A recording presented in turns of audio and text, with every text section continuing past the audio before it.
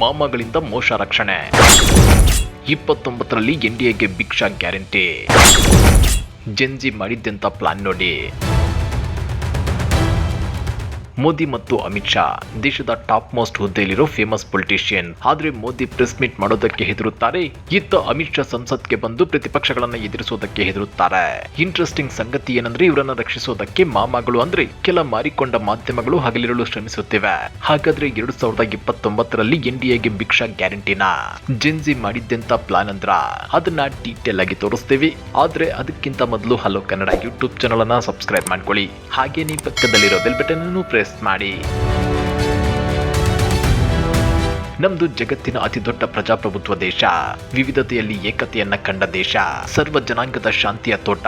ಈ ಮಾತುಗಳು ಬರೀ ಭಾಷಣಗಳಿಗೆ ಮಾತ್ರವೇ ಸೀಮಿತವಾದ್ವಾ ಅನ್ನೋ ಅನುಮಾನಗಳು ಇದೀಗ ಎಲ್ಲರನ್ನೂ ಕಾಡೋಕೆ ಶುರುವಾಗಿವೆ.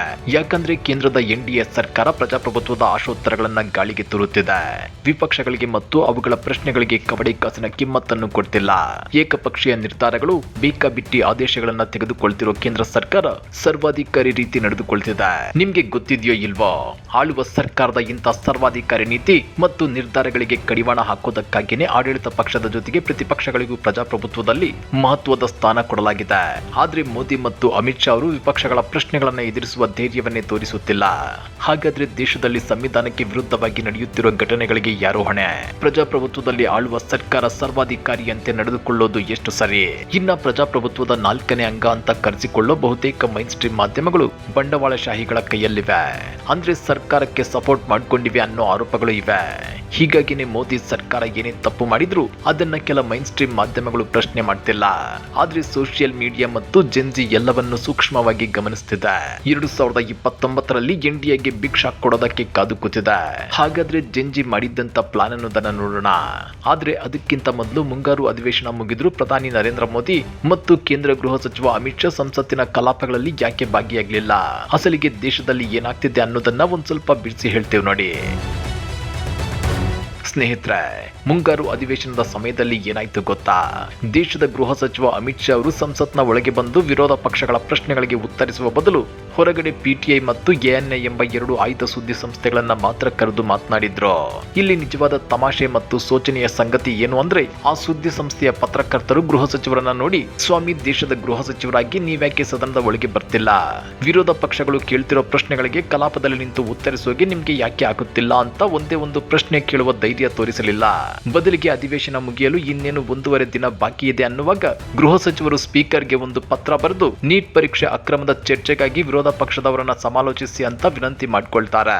ಅಂದ್ರೆ ಕಲಾಪದಲ್ಲಿ ನೇರವಾಗಿ ಮುಖಾಮುಖಿಯಾಗಲು ಹೆದರಿ ಕೊನೆ ಕ್ಷಣದಲ್ಲಿ ಈ ರೀತಿ ಪತ್ರ ಬರೆಯುವ ನಾಟಕವಾಡಿದ್ರು. ಈ ನಾಟಕಕ್ಕೆ ನಮ್ಮ ದೇಶದ ಪ್ರಮುಖ ಸುದ್ದಿ ಸಂಸ್ಥೆಗಳೇ ಮುಂದೆ ನಿಂತು ವ್ಯವಸ್ಥಿತ ವೇದಿಕೆ ಕಲ್ಪಿಸಿಕೊಟ್ವು. ನಾವು ಉತ್ತರಿಸಲು ಸಿದ್ಧರಿದ್ದೇವೆ, ಆದ್ರೆ ವಿರೋಧ ಪಕ್ಷಗಳ ನಾಯಕರೇ ಸಂಸತ್ತಿನ ಕಲಾಪಗಳಿಗೆ ಹಾಜರಾಗುತ್ತಿಲ್ಲ ಅನ್ನೋ ಸುಳ್ಳು ಸುದ್ದಿಯನ್ನ ದೇಶದ ಉದ್ದಗಲಕ್ಕೂ ಪ್ರಸರಿಸಿದ್ವು. ಇದು ನಾವಿಂದು ಕಾಣುತ್ತಿರುವ ಮಾಧ್ಯಮದ ಧರ್ಮ. ಆದ್ರೆ ಬುಧವಾರದ ದಿನ ಸಂಸತ್ತಿನ ಅಂಗಳದಲ್ಲಿ ಒಂದು ಇಂಟ್ರೆಸ್ಟಿಂಗ್ ಮತ್ತು ಕಣ್ಣು ತೆರೆಸುವಂತಹ ಸನ್ನಿವೇಶ ನಡೀತು. ವಯನಾಡು ಸಂಸದೆ ಪ್ರಿಯಾಂಕಾ ಗಾಂಧಿ ಅವರು ಸಂಸತ್ ಪ್ರವೇಶಿಸುತ್ತಿದ್ದಂತೆ ಅಲ್ಲಿ ನಿಂತಿದ್ದ ಪತ್ರಕರ್ತರು ರಣಹದ್ದುಗಳಂತೆ ಅವರ ಮೇಲೆ ಮುಗಿಬಿದ್ರು. ಅವರಿಗೆ ಪ್ರಶ್ನೆಗಳ ಸುರಿಮಳೆಯನ್ನೇ ಗರೆದ್ರು. ಸಾಮಾನ್ಯವಾಗಿ ಪ್ರಿಯಾಂಕಾ ಗಾಂಧಿ ಅವರು ಮಾಧ್ಯಮಗಳ ಎದುರು ನಗುನಗುತ್ತಲೇ ಉತ್ತರಿಸ್ತಾರೆ. ಎಂತದ್ದೇ ಕಠಿಣ ಉದ್ವಿಗ್ನ ಸಂದರ್ಭ ಬಂದರೂ ಸಂಯಮ ಕಳೆದುಕೊಳ್ಳೋದಿಲ್ಲ.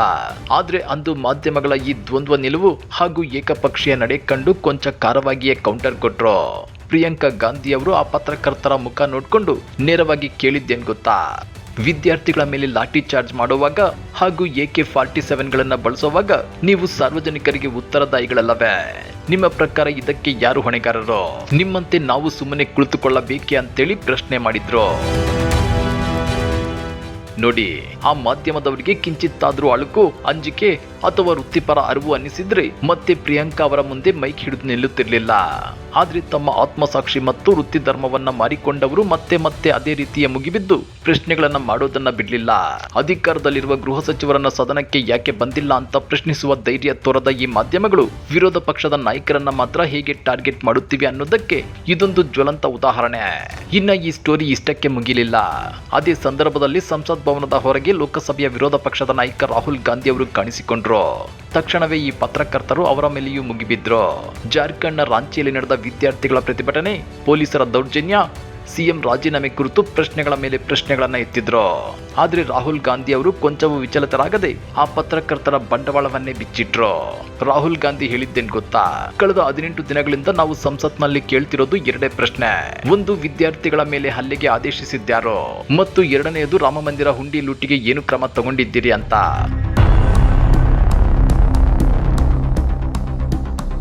ಇನ್ನ ಇಷ್ಟಕ್ಕೆ ನಿಲ್ಲದ ರಾಹುಲ್ ಗಾಂಧಿ ಪತ್ರಕರ್ತರ ಕಣ್ಣಲ್ಲಿ ಕಣ್ಣಿಟ್ಟು ಕೇಳಿದ್ರು. ಪ್ರತಿದಿನ ಗೃಹ ಸಚಿವರು ಸಂಸತ್ಗೆ ಬರ್ತಾರೆ. ಅವರ ಹಿಂದೆ ಮುಂದೆ 10 ಕಾರುಗಳು, 100 ಅಧಿಕಾರಿಗಳು, ಸಿಬ್ಬಂದಿಗಳ ಸರಬರ ಓಡಾಟ ಎಲ್ಲವೂ ನಡೆಯುತ್ತೆ.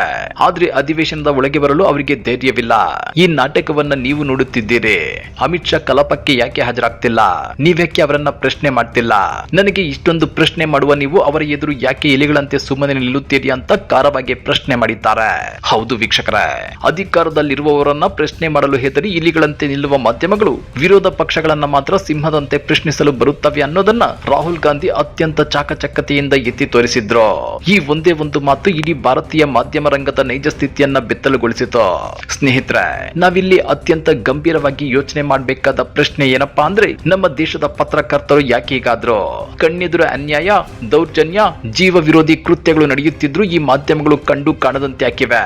ಟಿವಿ ಪರದೆಯ ಮೇಲೆ ಬಂದು ರಾಷ್ಟ್ರ ಪ್ರೇಮ, ಸಮಾಜ ಸುಧಾರಣೆ ಅಂತ ಬೋಧನೆ ಮಾಡುವ ದೊಡ್ಡ ದೊಡ್ಡ ಪತ್ರಕರ್ತರು ತೆರೆಯ ಹಿಂದೆ ಅಧಿಕಾರಸ್ಥರ ಸಗಣಿ ತಿಂದು ಗಂಜಲ ಕುಡಿದು ತೇಲಾಡುತ್ತಿದ್ದಾರೆ. ಮಾಡಬಾರದ ಅಡ್ನಾಡಿ ವ್ಯವಹಾರಗಳನ್ನೆಲ್ಲ ಮಾಡಿಕೊಂಡು ಅಧಿಕಾರಸ್ಥರ ಹಿತಾಸಕ್ತಿಯನ್ನ ಕಾಯುತ್ತಿದ್ದಾರೆ. ಯಾಕೀಗೆ? ಬಿಕಾಸ್ ಇಂದಿನ ದೇಶದ ಪ್ರಮುಖ ಸುದ್ದಿ ಸಂಸ್ಥೆಗಳ ಮಾಲೀಕತ್ವ ಯಾರ ಕೈಯಲ್ಲಿದೆ ಅನ್ನೋದನ್ನ ನೀವು ಒಮ್ಮೆ ಸೂಕ್ಷ್ಮವಾಗಿ ಗಮನಿಸಲೇಬೇಕು. ನ್ಯೂಸ್ 18 ಅಂಬಾನಿ ಕುಟುಂಬದ ಹಿಡಿತದಲ್ಲಿದೆ. India TV Adani Group, Times Group Jain ಕುಟುಂಬದ ಹಿಡಿತದಲ್ಲಿದೆ. ಇನ್ನ ಜಿ ನ್ಯೂಸ್ ಮಾಲೀಕತ್ವ ಸುಭಾಷ್ ಚಂದ್ರ ಅವರದ್ದಾಗಿದೆ.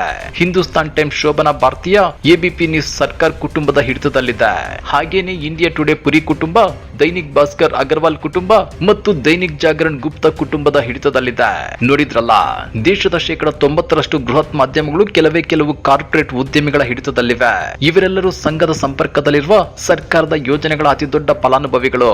ಜೊತೆಗೆ ಚುನಾವಣಾ ಬಾಂಡ್ಗಳ ಮೂಲಕ ಹಾಗೂ ನೇರವಾಗಿ ಬಿಜೆಪಿಗೆ ಕೋಟಿ ರೂಪಾಯಿ ದೇಣಿಗೆ ನೀಡಿದವರು. ಹೀಗೆ ಕೋಟ್ಯಾಂತರ ರೂಪಾಯಿ ಹೂಡಿಕೆ ಮಾಡಿ ಸರ್ಕಾರದ ಕೃಪಾ ಕಟಾಕ್ಷದಿಂದ ಕೋಟಿಗಳನ್ನ ಗಳಿಸುತ್ತಿರುವ ಇಂತಹ ಮಾಧ್ಯಮಗಳಿಂದ ನಾವು ಪ್ರಜಾಪ್ರಭುತ್ವವನ್ನು ಪ್ರಶ್ನಿಸುವುದನ್ನು ನಿರೀಕ್ಷಿಸಲು ಸಾಧ್ಯವೇ?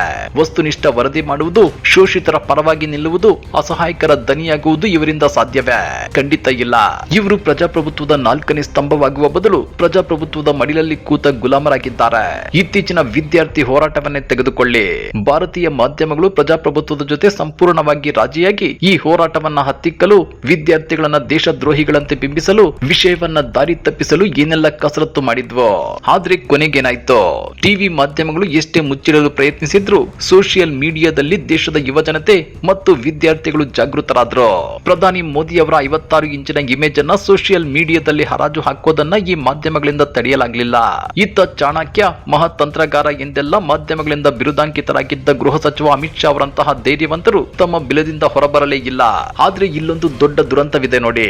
ಇಷ್ಟೆಲ್ಲ ಸಾಕಿಕೊಂಡ ಮಡಿಲ ಮಾಧ್ಯಮಗಳಿದ್ರು ಸ್ವಂತ ಶಕ್ತಿಯಿಂದ ಎದ್ದು ನಿಂತು ದೇಶದ ಜನರ ಸಮಸ್ಯೆಗಳನ್ನು ಆಲಿಸುವ, ಸಂಸತ್ತಿಗೆ ಹಾಜರಾಗಿ ಕಲಾಪಗಳಲ್ಲಿ ಭಾಗಿಯಾಗಿ ಪ್ರಶ್ನೆಗಳಿಗೆ ನೇರವಾಗಿ ಉತ್ತರಿಸುವ ಕನಿಷ್ಠ ಧೈರ್ಯ ಇಂದಿನ ಆಡಳಿತಗಾರರಿಗೆ ಇಲ್ಲವಾಗಿದೆ.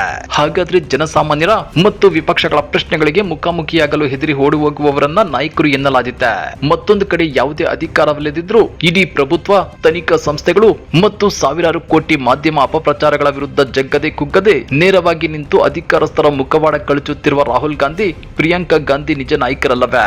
ಕಣ್ಣೆದುರು ಪ್ರಜಾಪ್ರಭುತ್ವದ ಕಂಸವದೆಯಾಗುತ್ತಿರುವಾಗ, ಸತ್ಯವನ್ನ ತುಳಿಯುತ್ತಿರುವಾಗ ದೇಶದ ಪ್ರತಿಯೊಬ್ಬ ಜಾಗೃತ ಪ್ರಜೆಯು ಈ ನಿಜ ನಾಯಕರೊಂದಿಗೆ ನ್ಯಾಯದ ಪರವಾಗಿ ನಿಲ್ಲಬೇಕಾದದ್ದು ಕಾಲದ ಕರೆಯಲ್ಲವೇ?